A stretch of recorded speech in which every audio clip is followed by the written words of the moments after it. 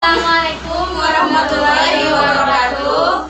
Kami dari kelas manajemen 20K ingin mempresentasikan tentang ekonomi internasional. Sebelumnya perkenalkan dulu, nama saya Mas Wansari dan sebelah kanan saya Anak Humairah. Saya Tiara Rahmawati. Saya Anissa Fitri Muhaimin. Saya Indra Paujan Adhat. Saya Adi Direkam. Di sini kita akan mempresentasikan tentang ekonomi internasional. Untuk pembahasan pertama akan dibawakan oleh Anissa Fitri Muhaimin. Pertama saya akan menjelaskan tentang pengaruh ekonomi internasional terhadap keseimbangan ekonomi internasional. Ilmu ekonomi internasional adalah cabang ilmu ekonomi yang mempelajari pengambilan keputusan dalam penggunaan sumber daya yang terbatas dalam memenuhi tujuan ekonomi.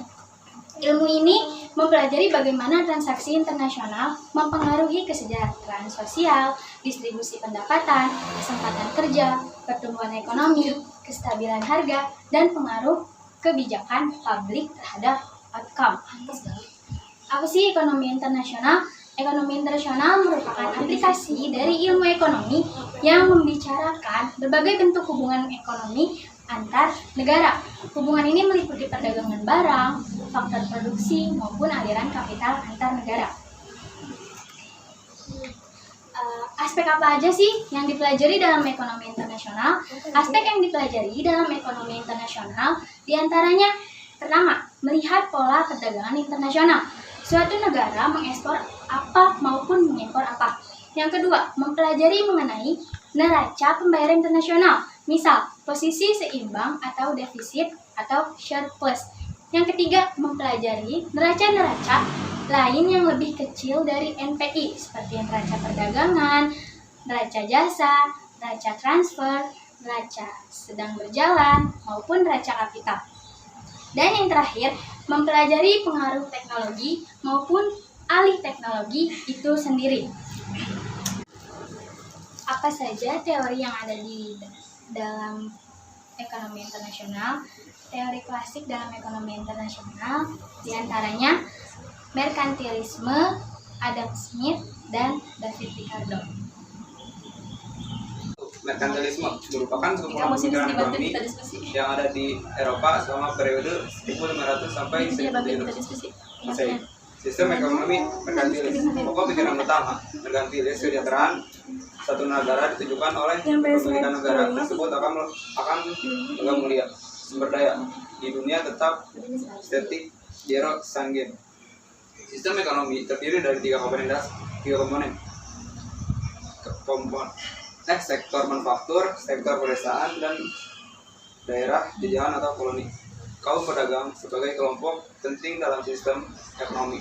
Tenaga kerja sebagai faktor produksi paling penting. Positif trade balance, ekspor dan impor. Peran pemerintah, bullionis, kebijakan mengawasi penggunaan dan pertukaran logam mulia. Negara melarang ekspor emas, perak, dan logam mulia lain oleh individu dan mengatur keluarnya mata uang dari dalam negeri. Memberikan hak istimewa pada perusahaan tertentu untuk rute-rute perdagangan sebagai monopoli dan monopsoni. Kebijakan ekonomi domestik. Kebijakan upah yang rendah dan kompetitif mendorong keluarga besar karena tenaga kerja merupakan faktor produksi penting. David Hume, The Price Specie de Mechanics.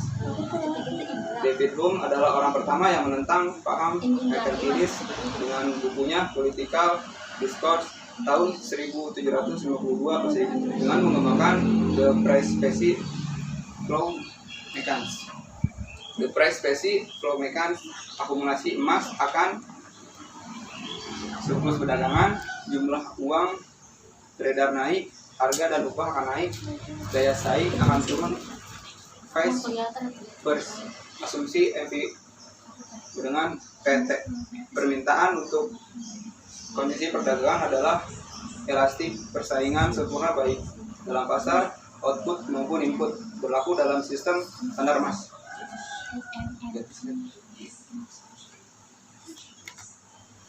Dua, Adam Smith.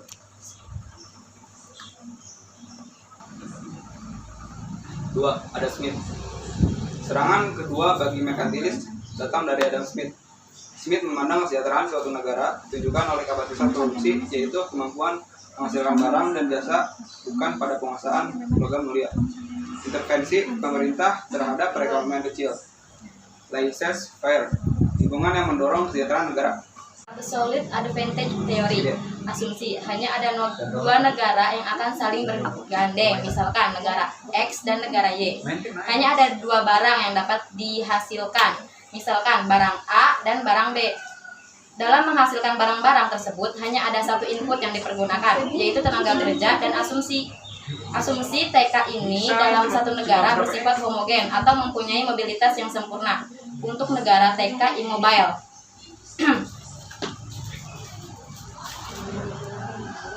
Absolute advantage theory. Teori 1. Negara akan mengkhususkan diri untuk spesialisasi dalam menghasilkan barang yang mempunyai keunggulan absolutely. Barang ini akan diekspor sebaliknya, negara tersebut akan mengimpor barang yang apabila dihasilkan sendiri tidak mempunyai keunggulan absolute.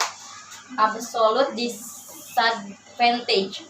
Barang yang memiliki keunggulan absolut bila barang tersebut dihasilkan secara lebih murah dibanding dihasilkan negara lain atau lebih efisien. Efisien di sini ditunjukkan oleh lebih sedikitnya input yang digunakan atau lebih banyaknya output yang dihasilkan dari sejumlah input.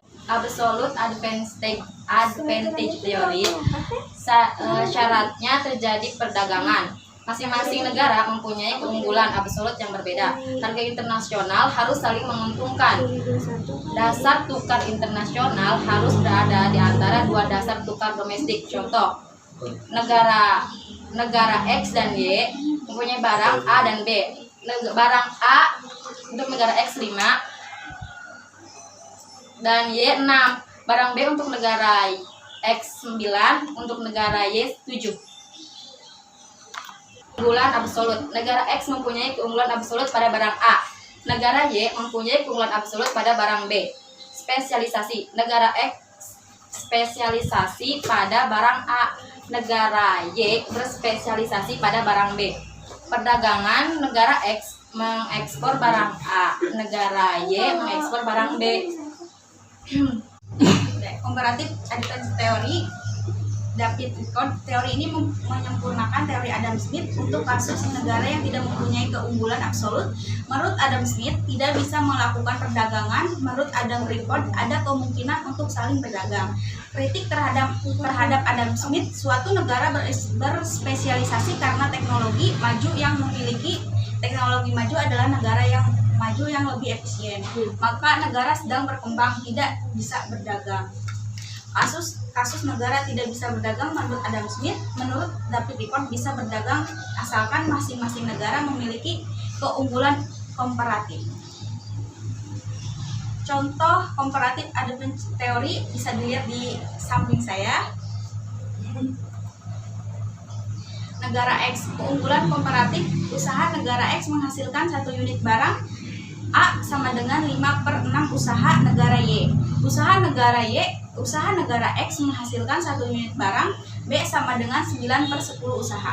Negara Y yang lebih efisien dibandingkan negara Y. Efisien barang A sama dengan 5/6 kali 100% sama dengan 36,3%.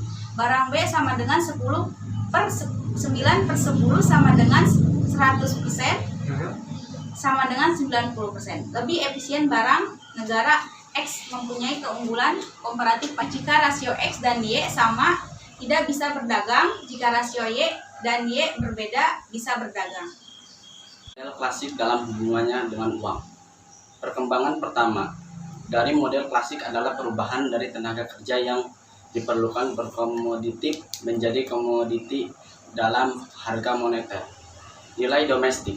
Masing-masing barang ditemukan dengan mengalihkan jumlah tenaga kerja dengan autarki. Jika melakukan perdagangan maka menggunakan nilai tukar atau kurs. Model klasik dalam hubungannya dengan uang. Contoh, tabel biaya produksi TK per unit barang. Dalam dalam hubungannya dengan uang. Pernyataan dalam upah tenaga kerja. Tabel 4 biaya produksi per unit barang. Contoh tabel lihat di samping. Kesimpulan, negara X mempunyai keunggulan absolut pada barang A, B, D, F. Negara Y mempunyai keunggulan absolut pada barang C, E. Barang G indiferensi di antara negara X dan Y. Model klasik dalam hubungannya dengan uang. Pernyataan dalam upah tenaga kerja. Tabel 4 biaya produksi per unit barang. Contoh, lihat tabel. Informasi upah negara X. 1 USD per TK. Upah negara Y USD per TK. Jika informasi hanya seperti pada tabel 4, maka belum bisa dapat disimpulkan perlu adanya cruise atau nilai tukar US. Model klasik dalam hubungannya dengan uang. Pernyataan dalam upah tenaga kerja. Tabel 5 biaya produksi US per unit barang. Contoh lihat tabel di samping. Upah negara X US. Informasi upah negara X US.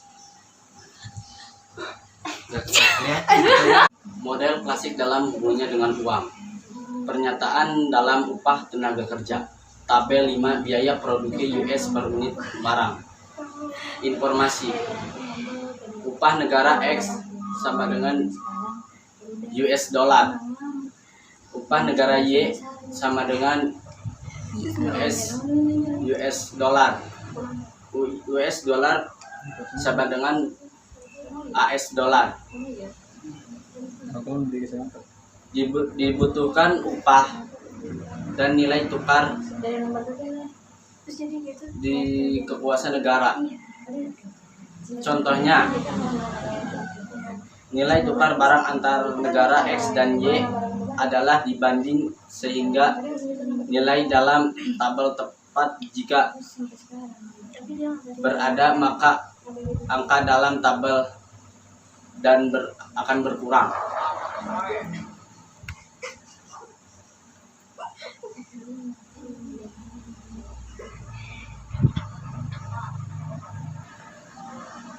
Model klasik dalam hubungannya dengan uang.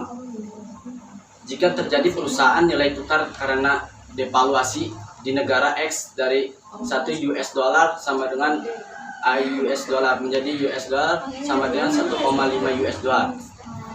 Tabel 6 diperoleh dari tabel 4 dengan menyesuaikan nilainya di negara yang karena adanya devaluasi di negara X, yang mana nilai Y nilainya menjadi bila dinyatakan dalam US dollar dikalikan 1,5. Bila dinyatakan dalam US dollar, maka di negara X nilainya berubah menjadi lebih kecil, dikalikan 2/3.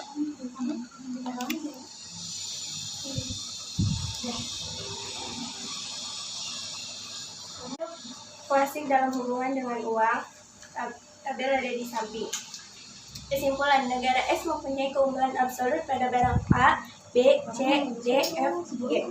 Dengan Y, negara Y mempunyai keunggulan absolut pada barang E. Tujuan devaluasi dengan memperluas ragam barang yang dapat diekspor dan mengurangi barang yang diimpor. Keunggulan absolut tidak lestari karena adanya pengaruh kebijakan negara lain. Devaluasi adalah kebijaksanaan pemerintahan merupakan nilai mata uang sendiri terhadap nilai mata uang negara lain. Tujuan devaluasi memperluas ragam barang yang diekspor dan menurunkan impor. Dampak devaluasi: ekspor naik atau jika produk dalam negara telah siap sebelum devaluasi diumumkan. 2. Impor turun. 3. Menarik investasi asing. 4. Meningkatkan kesepakatan kerja. 5. Harga impor naik atau inflasi. Alhamdulillah untuk materi ekonomi internasional telah kami sampaikan. Mohon maaf bila ada kesalahan kata. Saya tutup. Wassalamualaikum warahmatullahi wabarakatuh. Waalaikumsalam.